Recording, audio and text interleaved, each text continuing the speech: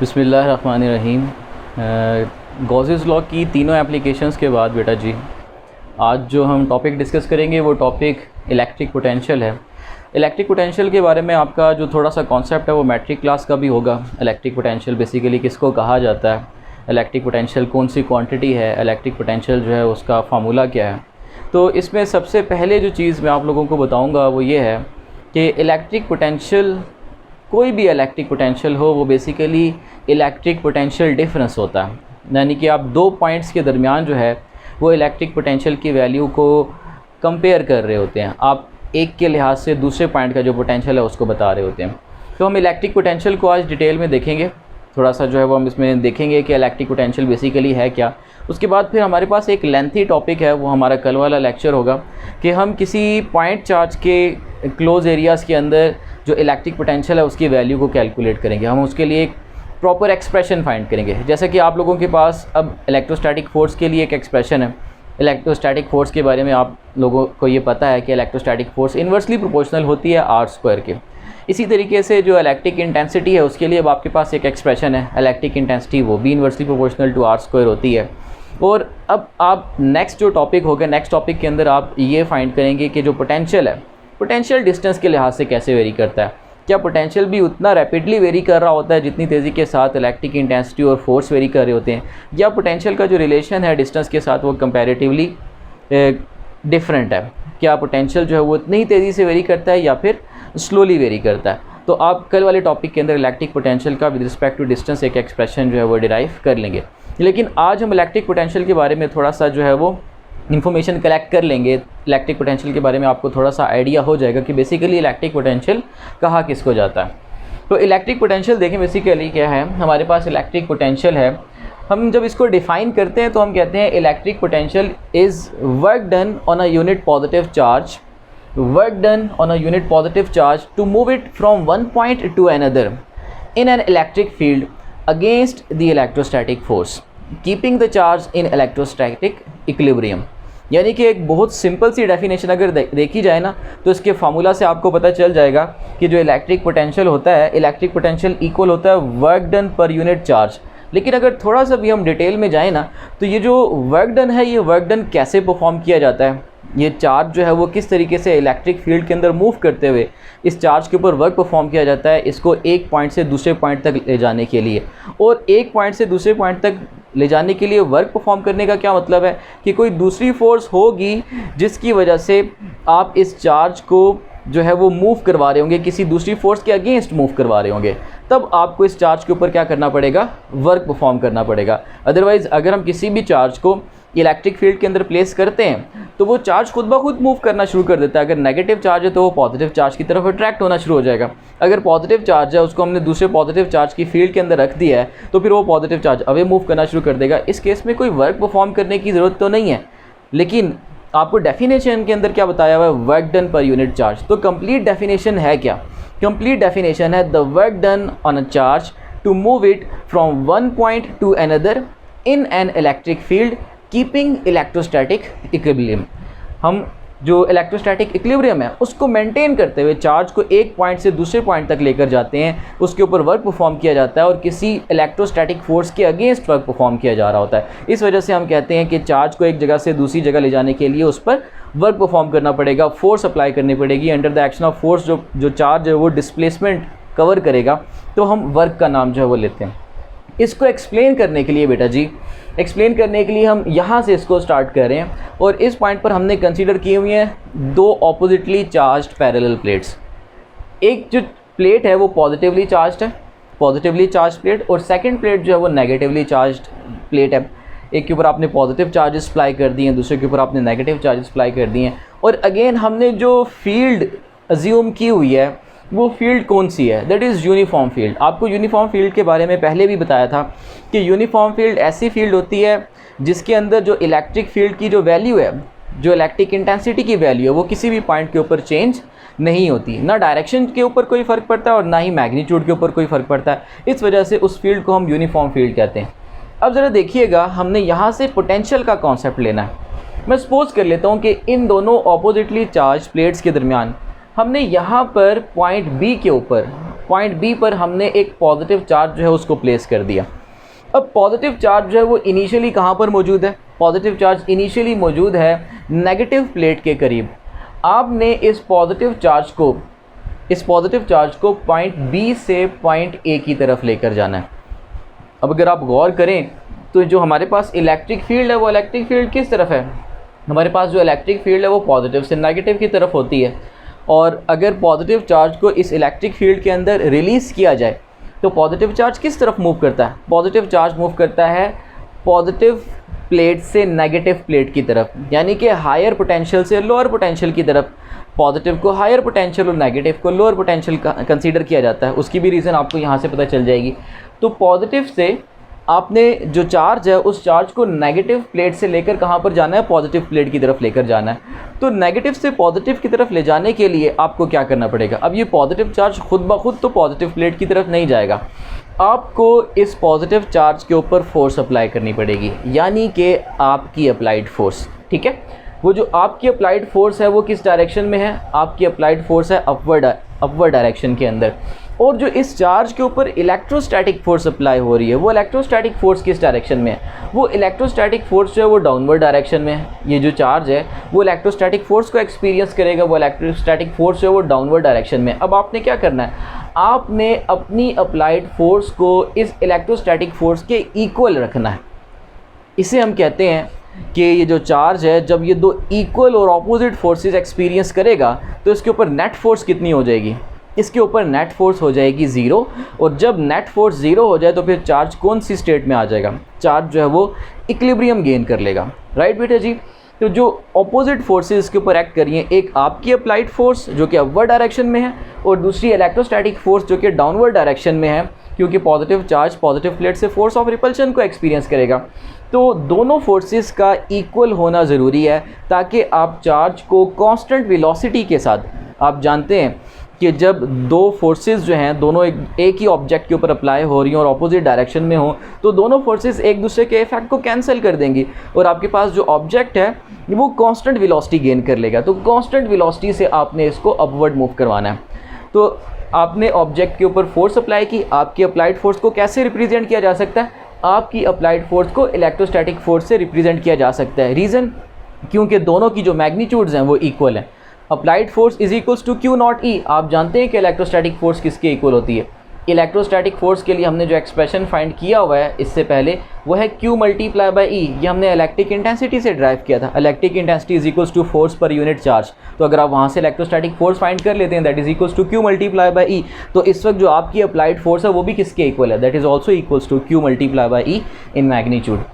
तो आपने force apply की और फोर्स अप्लाई करने से जो चार्ज है उस चार्ज ने पॉइंट बी से पॉइंट ए तक का जो डिस्टेंस है, इसको मैं डिस्प्लेसमेंट कह सकता हूँ क्योंकि स्ट्रेट लाइन डिस्टेंस है, तो ये जो डिस्प्लेसमेंट है इस डिस्प्लेसमेंट को कवर किया। अब अगर आप यहाँ पर गौर करें तो वो जो फोर्स है जो आपने अप्लाई की है वो और डिस्प्लेसमेंट, फोर्स और डिस्प्लेसमेंट इन दोनों की जो प्रोडक्ट है उसको क्या कहा जाता है? उसको कहा जाता है वर्क डन। चार्ज के ऊपर जो फोर्स अप्लाई हो रही है वो फोर्स चार्ज को मूव करवा रही है अगेंस्ट द इलेक्ट्रिक फील्ड।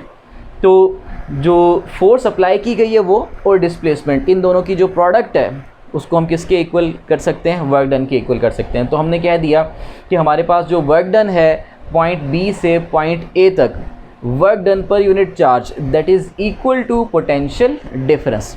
अब आप जानते हैं कि अगर इस पॉइंट पर मैं पोटेंशियल की वैल्यू को कैलकुलेट करूं, इलेक्ट्रिक फील्ड के अंदर दोनों पॉइंट्स मौजूद हैं। पॉइंट बी ये भी इलेक्ट्रिक फील्ड के अंदर ही मौजूद है और पॉइंट ए ये भी इलेक्ट्रिक फील्ड के अंदर ही मौजूद है। तो पॉइंट बी पर भी पोटेंशियल की कुछ ना कुछ वैल्यू ज़रूर होगी क्योंकि वो जो पॉइंट बी है वो नेगेटिव प्लेट से कुछ डिस्टेंस पे है। इसी तरीके से पॉइंट ए आपको यहाँ से लेकर यहाँ तक ले जाने के लिए अगर वर्क परफॉर्म करना पड़ा है तो फिर नेगेटिव प्लेट से, सपोज ये चार्ज नेगेटिव प्लेट के ऊपर मौजूद था और मैंने इसको नेगेटिव प्लेट से रिमूव किया, तो नेगेटिव प्लेट से पॉइंट बी तक ले जाने के लिए भी तो वर्क परफॉर्म करना पड़ा होगा। तब हमारे पास पॉइंट बी का भी पोटेंशियल होगा। तो पॉइंट बी का अपना एक पोटेंशियल है, पॉइंट ए का अपना एक पोटेंशियल है और पॉइंट ए का जो पोटेंशियल है वो पॉइंट बी के पोटेंशियल से ज़्यादा है क्योंकि पॉइंट ए तक लाने के लिए आपको इसके ऊपर ज़्यादा वर्क करना पड़ा। So work done from point B to point A per unit charge is equals to potential difference. And what is this potential difference? This potential difference is basically potential of point A minus potential of point B. अगर आप delta we लिखेंगे ना, जैसा कि मैंने आपको start में बताया कि हर पोटेंशियल बेसिकली पोटेंशियल डिफरेंस ही होता है, तो हम पोटेंशियल पॉइंट ए के पोटेंशियल में से पॉइंट बी के पोटेंशियल को सब्ट्रैक्ट करके डेल्टा वी की जो वैल्यू है वो प्लेस कर सकते हैं। इस नेक्स्ट एक्सप्रेशन के अंदर आपको नज़र आ जाएगा ये जो वर्क डन है, जो वर्क डन परफॉर्म किया गया इस चार्ज के ऊपर, वो वर्क डन किस फॉर्म में अपीयर हुआ, वो वर्क डन आपको नज़र कैसे आएगा। अगर मैं इस पॉइंट पर चार्ज को ले जाने के बाद, पॉइंट ए पर ले जाने के बाद अगर मैं इस चार्ज को यहाँ से रिलीज़ कर देता हूँ, तो मुझे इस चार्ज को वापस लाने की ज़रूरत नहीं पड़ेगी। इस चार्ज के अंदर जो इलेक्ट्रिक पोटेंशियल एनर्जी स्टोर हो चुकी थी, वो इलेक्ट्रिक पोटेंशियल एनर्जी दोबारा से कन्वर्ट होगी काइनेटिक एनर्जी में, और ये हायर पोटेंशियल से लोअर पोटेंशियल की तरफ खुद ब खुद मूव करना शुरू कर देगा।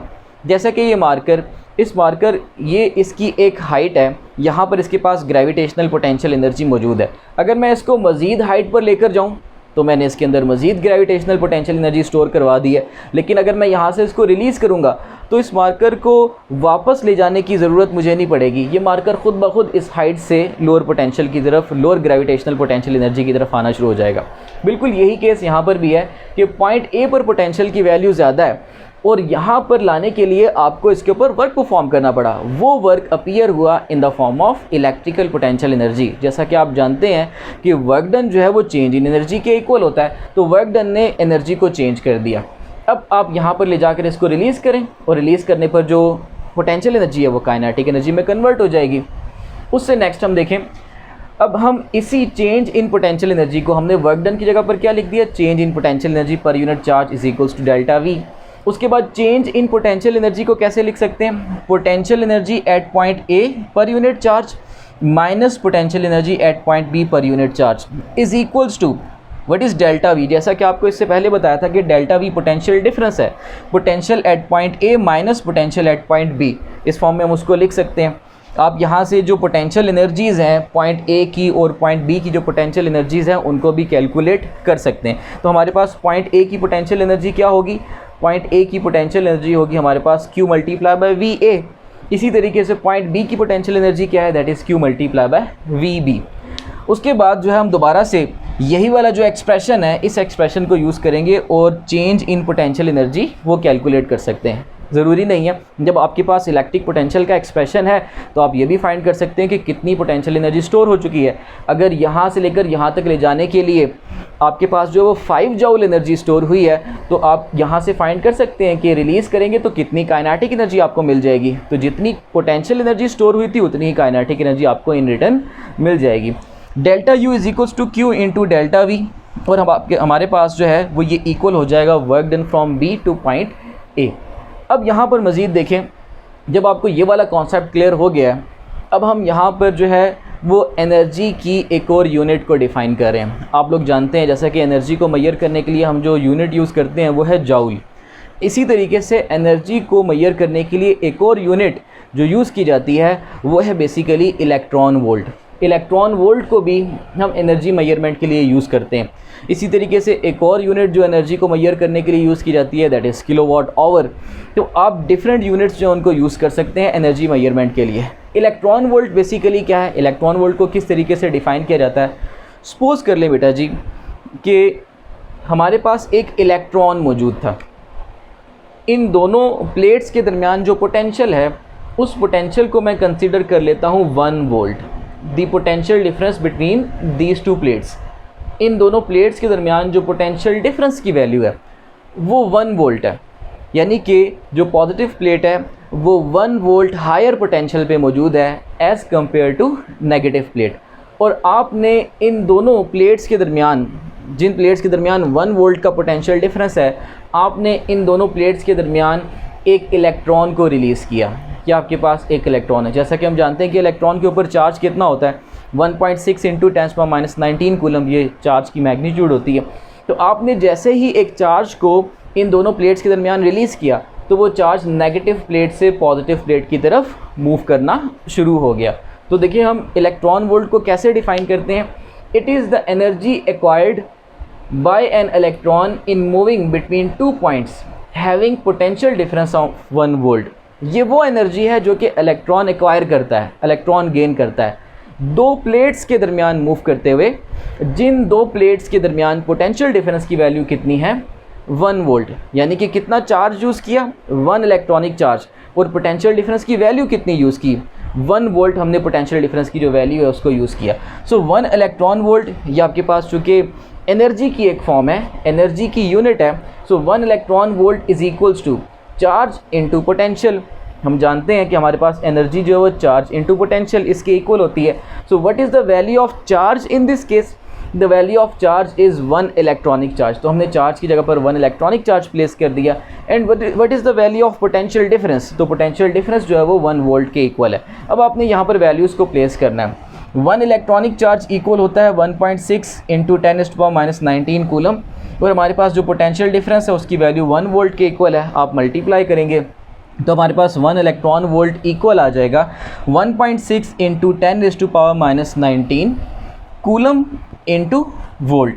कूलम को अगर वोल्ट के साथ मल्टीप्लाई कर दिया जाए, कूलम को अगर वोल्ट के साथ मल्टीप्लाई कर दिया जाए तो आपके पास जो आंसर आता है वो जाउल होगा। वर्क डन की जो यूनिट है दैट इज़ जाउल। तो हम कूलम को वोल्ट के साथ मल्टीप्लाई करके हमारे पास आंसर क्या आ रहा है जाउल। तो आपको यहाँ से पता चल गया कि 1 इलेक्ट्रॉन वोल्ट जो है वो कितने जाउल्स के इक्वल होता है। 1 electron volt is equals to 1.6 into 10⁻⁻19 joule.